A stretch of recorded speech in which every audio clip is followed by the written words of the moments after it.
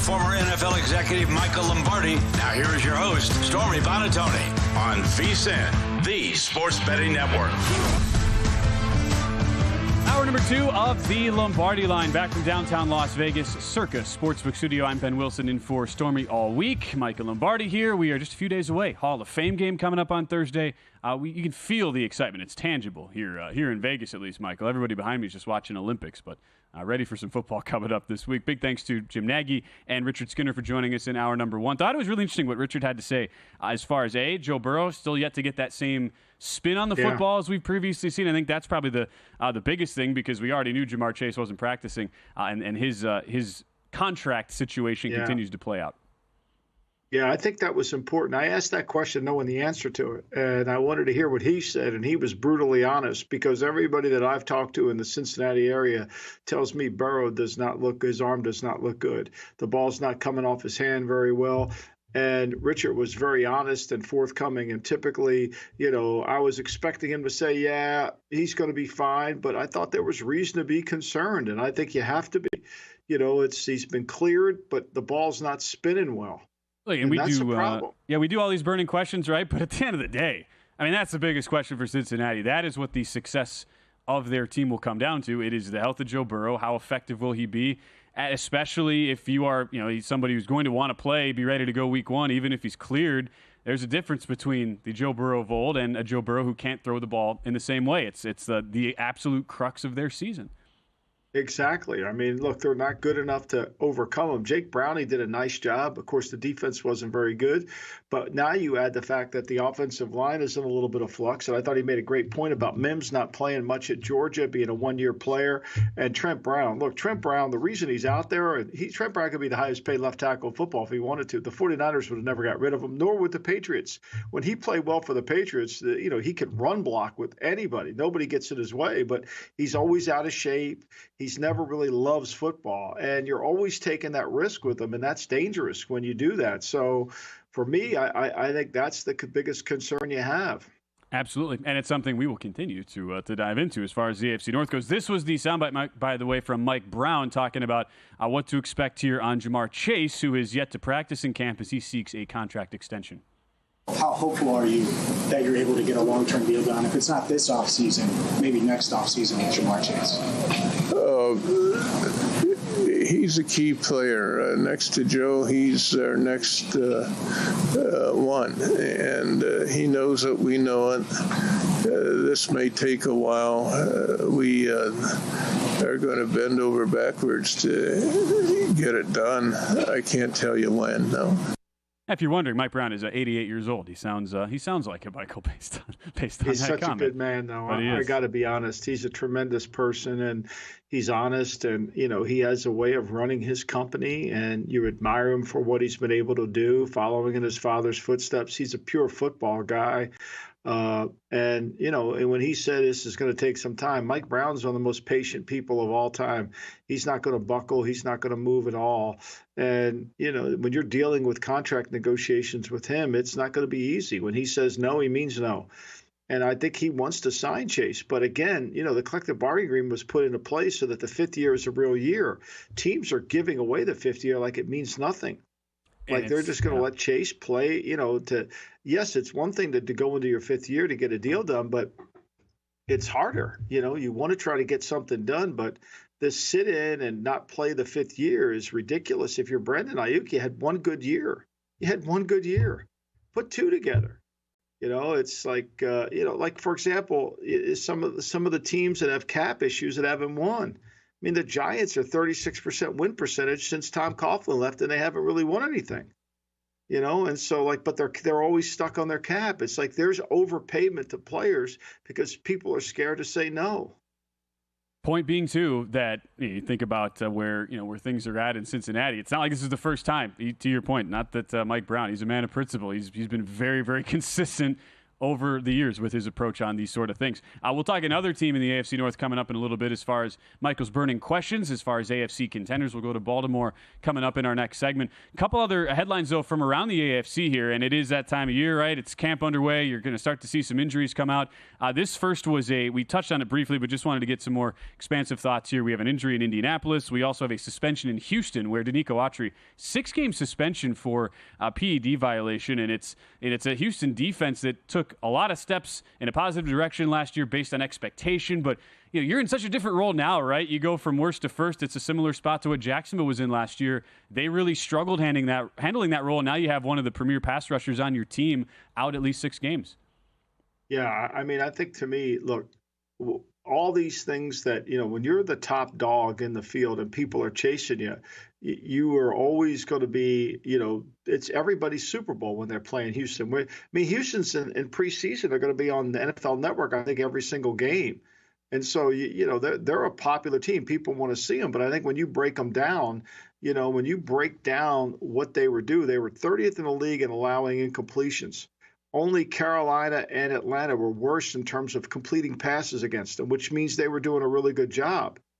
But the problem was their yards per attempt were 23rd in the league. I mean, that's those two things. People were making big plays against them. Now, I think Darryl Stingley is going to be really good. I think that's going to be impressive. But for them to play and be a great defense, they're going to have to play better in the back end. I think Houston knew that too, because Autry was brought in from Tennessee at a career best 11.5 sacks last year. The thinking was, you're going to need to bolster things to take that next step and live up to the billing now as a preseason favorite to win the AFC South. Also in the AFC South today, this is tough, where Samson Ebukam has apparently torn his Achilles. This report coming out after practice yesterday. They just reported it, though, about a half hour ago. Ebukam, a part of a good stable of D linemen in Indy, but that room has now gotten a little less deep as a result of that injury, where it sounds like Ebukam will be out the entire season. He had 9.5 sacks, 17 hits last year on the quarterback. And I think, to me, one of the concerns you have with the Indianapolis Colts is the style of defense that they play it's a soft zone. It relies on the rush. It relies on depth of the defensive front. Think about this, Ben. Last year they played Derek Carr. He threw for 350 against them. C.J. Stroud threw for 337 against them. Stafford 303. Aiden O'Connell threw for 286. Jake Browning 274. Will Levis 259. And they've done nothing to improve their defense other than Latua, and now they lose their best pass rusher and their guy who hit the quarterback the most. So they're going to have to do some things scheme-wise to offset this, and that's where I keep telling Elliot, our producer, are you sure Gus Bradley's a good defensive coordinator? Because the media wants you to believe he is. Yep. But when you look at it, they're 4th in the league in sack percentage last year, and yet teams were able to throw the football effectively on them. It's a team that has a lot to be excited about, especially on the offensive side, but I can't get over the secondary, which now we're talking by proxy here of losing a key defensive line piece. There's just less being covered up now by a defensive line that you lose a very, very key piece there. It's like, as long as Juju Brents is in the starting rotation, that's a guy who's been picked on time and again, allowed over, I think it was about 9 yards per target on him last year. To me, it's the worst secondary in the AFC. I mean, Jacksonville's probably the other comparable team that has a really poor back end of their secondary unit, but as long as that's the case for Indy, when you have offenses like Houston in your division, you think about the schedule they face, some of the high-powered offenses, that to me still is a major, major red flag for that team going into this year. No question. And, and here's the thing that's interesting is they play it in a dome, so you get crowd noise. You should be able to have really good pass rush. The whole system is based on pass rush. The whole Pete Carroll system that Gus Bradley runs, that Matt Eberflus has run, is based on the ability of the front four to dominate the game. And when Seattle was good, when they had Cliff Averill, when they had all their great pass rushers out there, Michael Bennett, they were tough. But once you get tired, all of a sudden in the fourth quarter, like we saw at the Super Bowl, the 49ers played 71 plays in that Super Bowl. When you play that many plays, you wear down. You can't rush the passer effectively. And so all of a sudden now, because you start to wear down, I think what people don't realize, if you want to be a man-to-man team, you can't play man-to-man 70 snaps. Your defensive players get tired. They're tired of running down the field. So you have to be able to play some zone. But when you're a zone team conceptually to start with, it's hard to go play man-to-man. And at some point in the game, you got to play man-to-man to get off the field. See, they only allowed almost 10. They were 30th in the league in allowing completions. Houston, outstanding, but they couldn't stop for chunk yards. Yep. And the last point, if you protect, you can throw it. Yeah, and that's the thing. I mean, the last point on the Indy front here, when the defense failed to generate pressure last year, the Colts secondary allowed a 58% completion rate on throws 10 or more yards downfield, a bottom 6 mark there in the NFL. Very, very telling on the reliance that you then have on your front seven in front of you. All right, we'll talk some more AFC contenders, and it also leads into what's on Michael's mind for this Monday, because you wanted to talk some Patrick Mahomes today, what he had to say about all these big quarterback contracts. Well, what I love about Mahomes is it doesn't bother him. You know, the Raiders try to make a fool of him, and he said, "We'll see it we'll get to it when we get to it down the road." You know, I mean, this guy's the best player in the league. He could be the biggest jerk in the league if he wanted to. He could ask for the most money, but he doesn't. He wants to win titles. He wants to chase that three-peat. I did Chris Russo's show the other day, and we talked about Mahomes and the three-peat. And Russo he's such a great historian of the game of football. He talked about the Packers winning in 65, they won in 66, and they won in 67. They technically really were the last three-peat team under Lombardi in that era to do it. And can Mahomes do it? And you would think with all this money coming in, he would feel envious or greedy, and he's not. And I admire him, and I think that's one of the reasons why this Chief team is so good, because they have someone like him who's selfless. He wants to get paid, don't get me wrong. He's going to get respected, but he isn't about, I've got to control everything. I mean, Brandon Ayuk's out there. It's we've heard his name muttered 1,000 times in this offseason. At some point, you just get he could get traded to a team and you won't even hear from him again. It's also intelligence. To me, Mahomes is the right example. Intelligence for Patrick Mahomes. He gets how the deck is stacked against teams at the top. That's why you don't see dynasties anymore in the NFL. Right. It's an exact example of him trying to put team first, which is a team we will get to here. We'll talk some Ravens. We'll also talk Chiefs, two teams who square off to open the season. Those are Michael's burning question topics we'll talk about when we come back here on the Lombardi Line.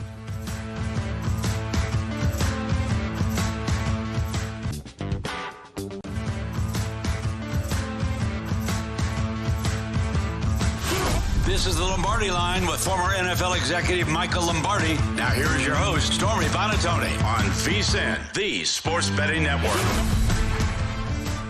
Thursday is a big day here at the network. We're releasing our VSiN College Football Betting Guide. This guide is your ultimate resource for the upcoming college football season, including previews of all 134 teams, a preseason top 25, power ratings, proven betting systems, and more. Sign up before the end of July. You receive both the college football and NFL betting guides, plus full VSiN Pro access to our daily Pro Picks 24/7 video, exclusive data like all of our betting splits all the way through the Super Bowl at an early bird discount price of just $175.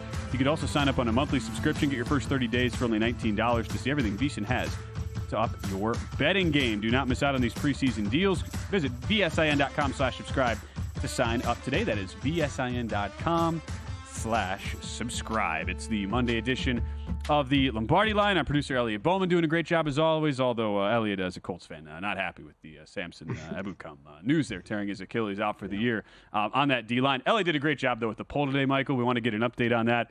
If you missed it at the top of the show, with the now over the weekend, the remaining the 4 other quarterbacks besides Joe Burrow from the class of 2020 having their 4-year or 5-year extensions, we wanted the poll of who would you rather have for the next 4 years from that class of 2020 outside Burrow.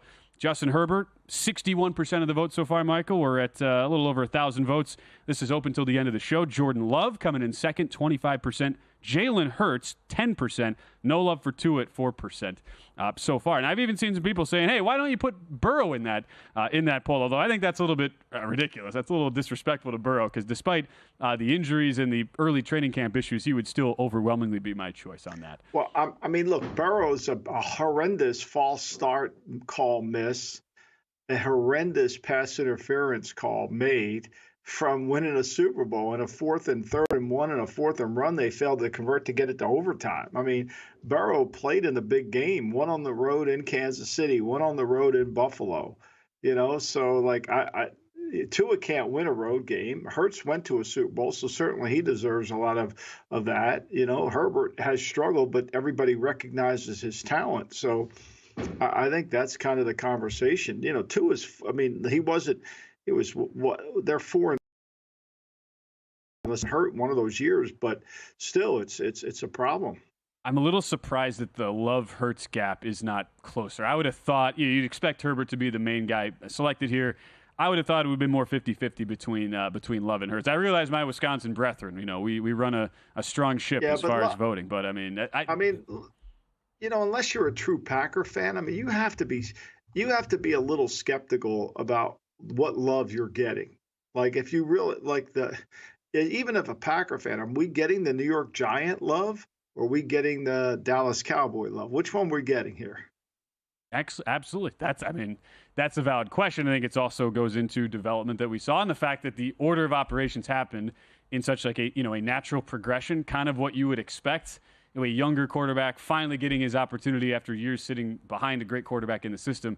It is sort of the mirrored and the growth process that kind of leads you to believe, okay, this is more of a natural axis going up as opposed to sort of scattered and herky-jerky and up and down. I think that's where the confidence comes into Love. And what's the reality? We talk about this in betting all the time. What do bettors remember? It's what they just saw last. And what they saw last was Jordan Love being absolutely electric down the home stretch in 2023. No question. And that's it's like the Houston Texans. What I think the most alarming thing, and you study this as well as I do, Ben, is the Texans are 8.5 win total set.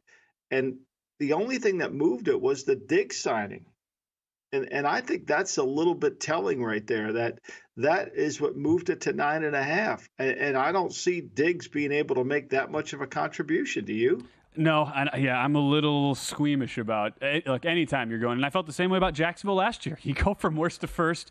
Now it's just there were conversations. Remember last year it was, can Jacksonville get the 1 seed because their schedule looked so soft, and you're just going, okay, let's push on the brakes a little bit, okay? It's a lot to ask, and it's similar to how you have some teams that lose key personnel, and all of a sudden the natural inclination is, well, they're going to fall way off. That's kind of how I feel on Baltimore, who I'm still really high on. I want to get some of the burning questions from you on them, Michael, because it's kind of the reverse, right? If Houston, you lose Mike McDonald as DC, and the thought is, and a couple of big key personnel pieces on that defense, you're thinking, all right, this will be the year Baltimore steps back. Again, what did we see last? It was Lamar Jackson failing in a postseason game in which Baltimore ought to have won based on the personnel, based on the situation they were in, yet could not slay the dragon of Patrick Mahomes in Kansas City.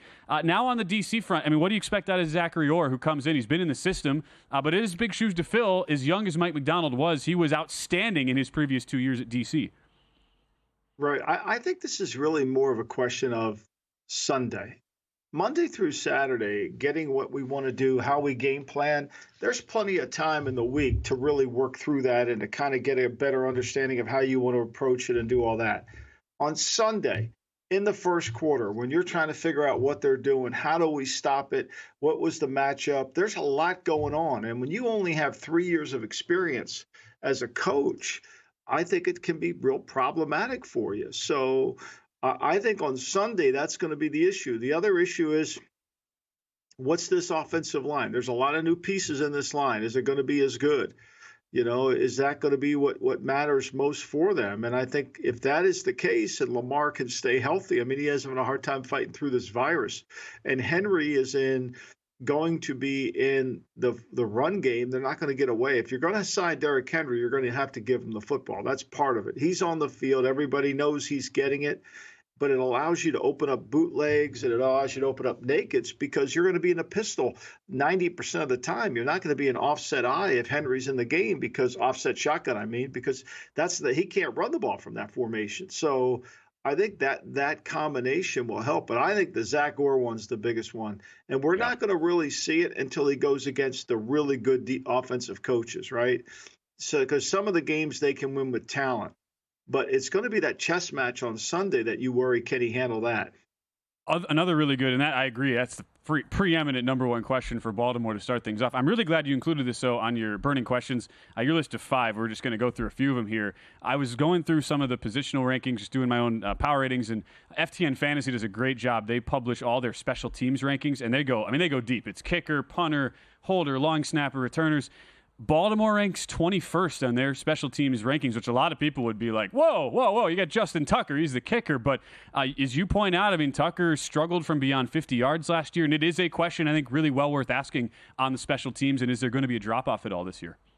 Well, yeah, I mean, I think it affects your play calling, correct? I mean, one thing about John Harbaugh, he knows he's got 3 points in his pocket once he got to the opponent 40-yard line, typically, right? Now it's a 57-yarder, but with this guy, he could make anything, correct?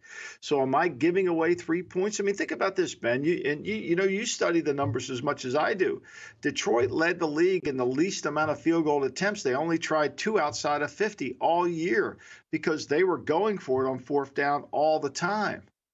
50, and they only converted 50% of the time. So think about it. If you pass up 3 points with Justin Tucker, knowing he makes it, to have a 50% chance of converting fourth down, that's probably not a smart play. That's probably not. And I think now with John Harbaugh, you got to figure out, was Tucker hurt last year? I don't know. Is Tucker going to be healthy this year? Can he make those? But he was not good outside of 50 last year. It's the one thing that as long as we can remember, since Justin Tucker's been the kicker, it was a question you wouldn't even ask. You already knew. You penciled in exactly what you're getting on the special teams. That is not the case anymore this year. Other good question to ask too is on from a pass rush perspective. I still look at Baltimore having a lot of really talented guys. When you have a Roquan Smith still playing at a high level, and some of the other players that have been able to generate pressure, and Odafe Owe as an edge on that line. But at the same time, there are a couple guys now gone that accounted for nearly 20 sacks last year, Michael, and that's a big question mark of who will replace that production. How do you get that, right? Now, look, in fairness to them, but part of those 20 sacks were the scheme. It was the scheme effect of what they did. They were able to, take the way they utilized Kyle Hamilton within the scheme, the way they used Van Noy, the way they used Clowney. That was 19 and a half sacks. And they, and other teams, because they got ahead of people, they couldn't really run the football on them. So I think, to me, Orr's in a tough spot because those are big shoes to fill, that what Mike McDonald did with that defense. And it wasn't just that they were just superiorly talented more than everybody. I think he did a good job of incorporating some guys. I mean, he gets Kyle Van Noy off the Pat McAfee show. He gets Clowney in the middle of August, right? So, he's done a really nice job in that area. Other this is not on your burning questions, but I thought it was interesting. This is the 29th toughest strength to schedule. I should say 29th easiest, so 4th hardest strength to schedule by opposing win totals. But Baltimore, most rest edges of anybody. They've got a lot of extra rest. They've a bunch of games where the opposing team is coming off short rest, or Baltimore has good situations in general. To me, feels like a reasonable thing to point out when you think about how tough this division is. I think that's big for Baltimore, that the rest is very much in their favor with how much of a gauntlet the schedule is. Yeah, I mean, look, and, we know Baltimore will be ready coming out of the gate. It'll be a great game in Kansas City because both coaches, Harbaugh and Reed, have tough training camps, and they'll have their teams ready to play on opening day. Yeah, 2 games off at Thursday night, including at Pittsburgh. That's huge to have extra rest against the Steelers. You also have the Raiders, the home opener, with extra rest as well after that Thursday night game in Kansas City. We'll talk some other burning questions later on in the show, but we also have Step Into My Office. Excited to get this. You know what's coming. It's going to be the quarterbacks. We'll go to Michael's office next here on the Lombardi Line.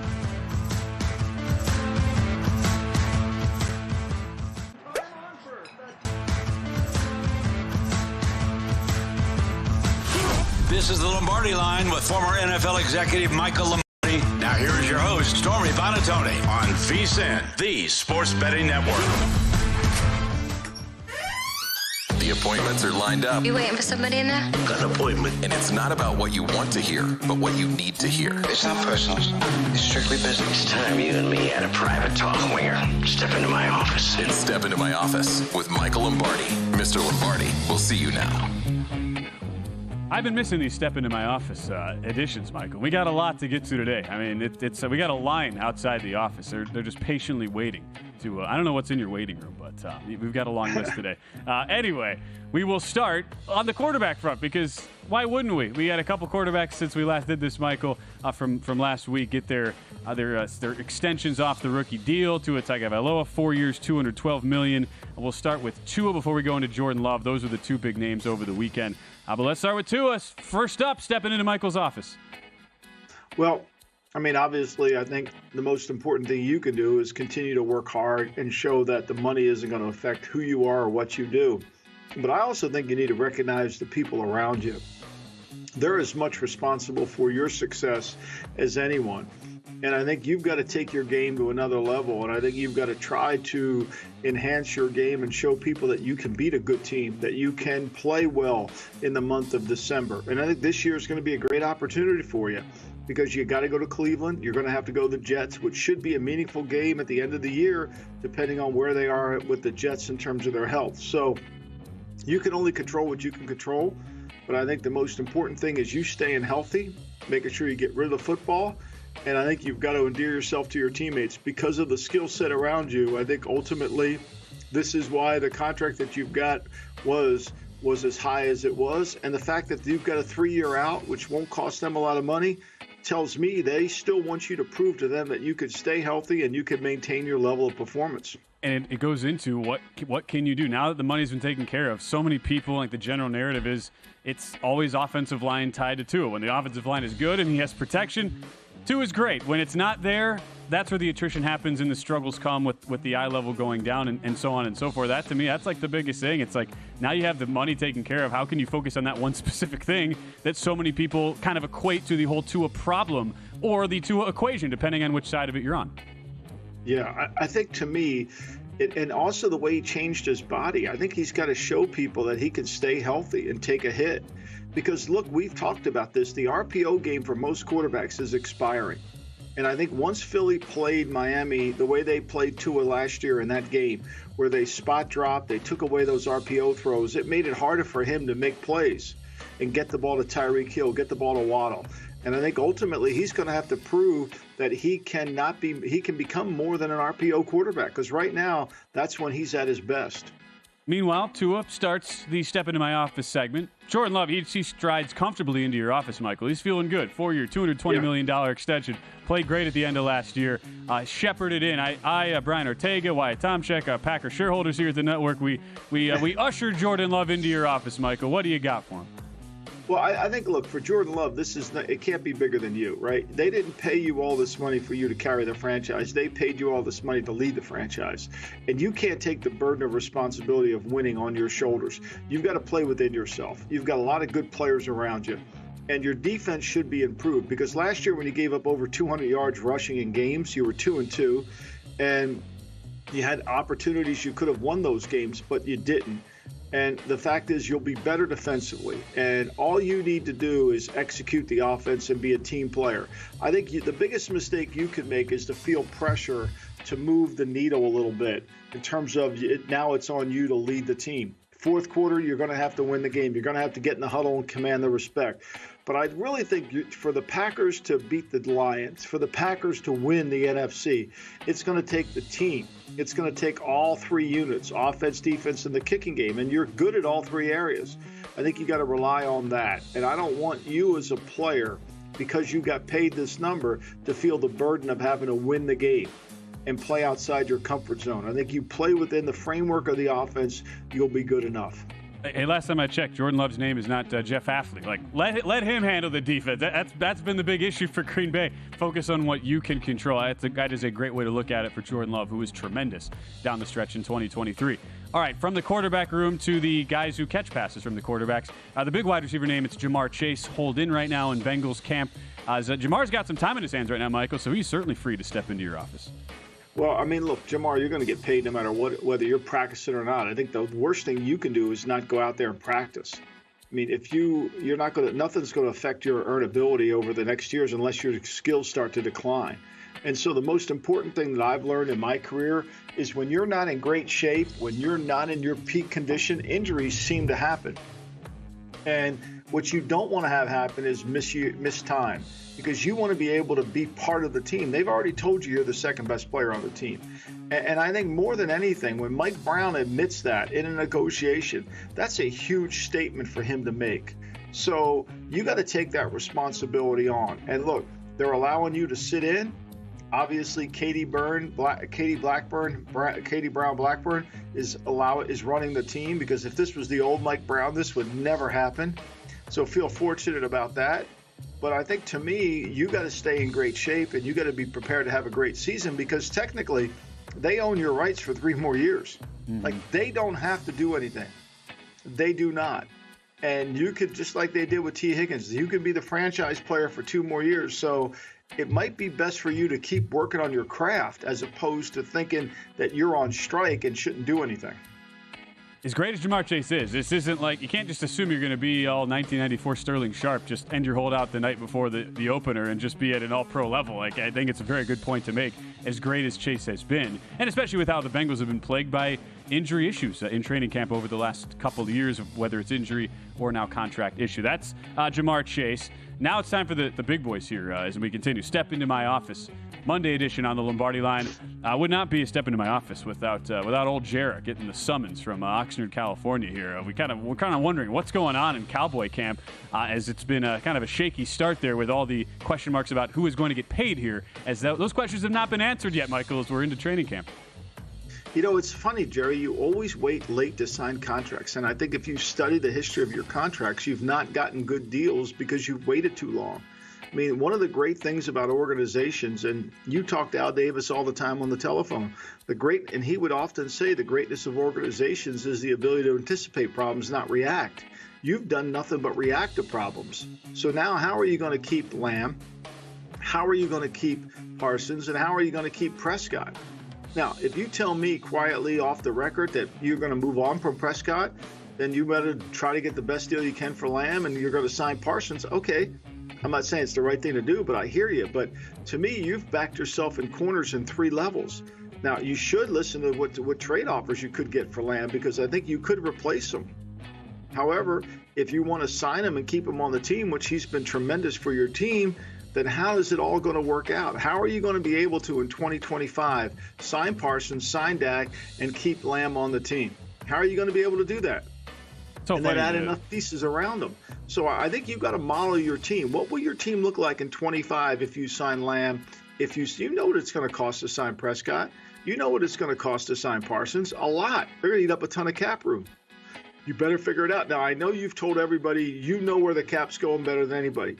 Great. If you did that, then why didn't you sign guys to contracts earlier? The wait until the last leaf on the tree quote. It's hilarious to me because it's just like, why? What's the point? You're not getting yourself any additional value by doing that. But alas, Jera will saunter out of Michael's office. We have one more here. Time for one more. John Lynch, GM of the 49ers, has been patiently waiting. Back of the bus, Michael. Last one to step into your office. John, look, the number one thing you got to do is sign Trent Williams because you and I both know that this offensive line, if it has to pass protect outside of run action, it's going to be hard. You need him more than anybody. I think your position on Ayuk's perfect. Just offer him what you can offer him and basically tell him to take it or leave it. You got 3 years of rights to him. You own those rights to him because you're going to have to sign Purdy to a deal. Now, we all know that Ayuk would be smart enough to take a deal now with escalators in those deals in years 2, 3, and 4, because you're going to get rid of Deebo Samuel next year. You know that's going to have to come because you can't pay 2 receivers, Christian McCaffrey, and then the quarterback. We all know that. Somebody's odd man out. And so Ayuk needs to understand where he fits in this puzzle. And if you could make up the difference in the contract in the 2nd, 3rd, and 4th year with escalators, then you should do that. But to me, the number one thing on your plate, what is the main thing for your success next year, is going to be Trent Williams, because Kyle will figure out how to move the football. He'll figure out how to move the ball.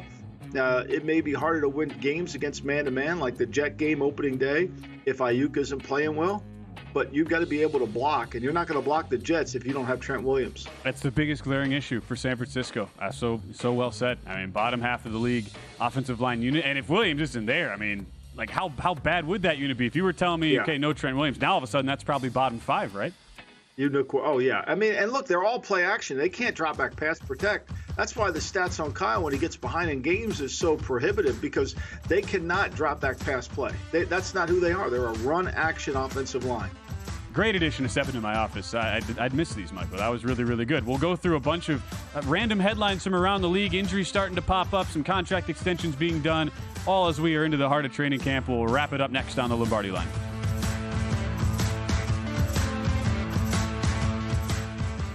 In the heart of downtown. This is the Lombardi Line with former NFL executive Michael Lombardi. Now here is your host, Stormy Bonatoni, on VSiN, the Sports Betting Network. Right now on our new look, VSiN.com, we have all sorts of great articles previewing today's action. Major League Baseball with Adam Burke. The MLB card for today gets underway in about 15 minutes. We've also got all sorts of Olympic breakdown across a bunch of the top sports. That's along with best bets, betting splits, exclusive articles, odds by state, betting tools, and betting guides. Speaking of the Olympic basketball, Michael, have to, of course, mention Joel Embiid has not exactly looked fleet of foot so far. Got torched over the weekend by Serbia, even though the U.S. won. But, I mean, it's not exactly been a great showing so far for shocking. For it's shocking. You recognizing this? I mean, I got a text from an NBA guy the other day, and it's shocking that, he was telling me how out of shape Embiid was and how he looks. I said, I've been saying this for 7 years. Nobody seems to want to listen to it. But, I mean, I think if you just pay attention, he's impossible to play with, Ben. The ball, he's ball-centric, and so all this talk about we need spacing, and even with the greatest players in the world, they can't space the court with him. Or Michael 76ers, you could also argue the best thing that could happen for the 76ers is a required stint in training for Embiid this summer, which is basically what the Olympics are. So, I mean, I look at it from that perspective. You can't – there's no training for him. He barely runs from the three-point line to the three-point line. Yeah, you're probably not far off with what's happened so far. U.S. did cover, though, over the weekend. They covered over Serbia, who were 14.5-point favorites. The U.S. were in that game. More Olympic stuff as well on our website right now, VSiN.com. Final poll results here as this is about to close. Justin Herbert, 62% of the vote of our great poll today from our producer, Elliot Bowman. Which second-round quarterback, or second quarterback behind Joe Burrow would you have from the 2020 draft of the quarterbacks who've gotten their rookie extensions here? Herbert running away with this. Jordan Love, 25%. They're in second place. And I can't wait to get to the burning questions once we do them on the Chargers because a lot of the comments kind of reflect what a lot of us are thinking, which is, once Herbert gets with an adult as a coach, that will lead to really, really good things. It's just we also want to see it, and certainly we wonder how quickly that ascension will happen with a lot of other holes to fix on that roster, needless to say, for Jim Harbaugh. Yeah, no question. But I think the mentality, you could just see it. You could feel it. Like, I don't know who looks good, who doesn't look good at their practice, nor do I care. We'll watch the game. But you could feel the energy. You could feel the connectivity of the team. I read today where McConkey looks really good at receiver and Blake Corum looks really good. I don't buy any of it. But what I buy is Jim Harbaugh. I buy him. And I buy that the team will play well and the team will be unified offense, defense, and the kicking game. And the quarterback will be better because the quarterback will be coached in a way to where he'll know the protection. The game won't rest on his shoulders. Look, they lost so many close games last year, partly because they put themselves in some bad positions. And I don't think the team had confidence in the head coach. They all say the right thing. But when you go for it as many stupid times as he went for it on fourth down, you lose your team. Don't think we'll be seeing as many of those from Jim Harbaugh. I think that's a fair proclamation to state. That's a poll wrapping up for today. Also check out new podcast episode. GM Shuffle is out now as well with Femi and Michael breaking down a lot of the early training camp stories. Some injuries here that are coming across the wire too. You feel awful for Christian Barmore. This is not an injury, but it's a medical situation. Treated for blood clots. No timetable for his return. It's a New England team that was really going to be relying on a defense and probably the best unit on that field, Michael, the front seven for New England this year, but a guy you just give an $83 million extension to over 4 years now. We have no idea when or if he will come back at all this year. A major blow there in Gerard Mayo's first season. Yeah, and unfortunately for Barmore, when he's on the field, he's a dynamic player, but he's not been on the field quite a bit, and it's interesting, for all the conversation about how bad that Belichick was as a general manager. They just redid Jabril Peppers' deal. They redid Dugar's deal. They redid Tavai's deal. Barmore, they signed to an extension. Now Gottschalk, he wants a new deal. But all these players that weren't good enough to play, seemingly, or he was a horrendous general manager, Michael Owanu, who's going to have to move into guard because they let him get so heavy, that he's going to have to go in there. It's amazing they brought them all back. Yep, and it also goes into now, Patriots, you look at a lot of the positional rankings on the D-line, linebackers, secondary, still top half of the league unit in all those regards. You figure if they are going to win any games, it will come by the strength of the defense. But the classic question goes into how much of a drop-off will we see when you have the best defensive play caller and a schemer of all time in Bill Belichick now not calling the plays anymore, and how much of those positional rankings are intertwined with how great of a coach Belichick was. Now you flip it forward, just lack of experience all over the board there in general. Well, yeah, I mean, now Mayo's going to have to be the coach, right? I mean, he's going to have to show up. And I think, to me, if you count on the fact that their defense is going to be as good as they were last year, I think you're wrong. I think there's no question you're going to be wrong. They won't be. And offensively, they should be better just because you can't be any worse, right? They were horrendous last year, in the offensive line particularly. So, Bill's not absolved of some of the things that went wrong there. But the reality of it is they need the count on the defense, especially early, because Jacoby Brissett's going to be the starter. Now, how that works out, we'll see. But again, it's really going to come down to their offensive line. They're tackle poor right now, especially with Owanu having to go inside because he's so heavy.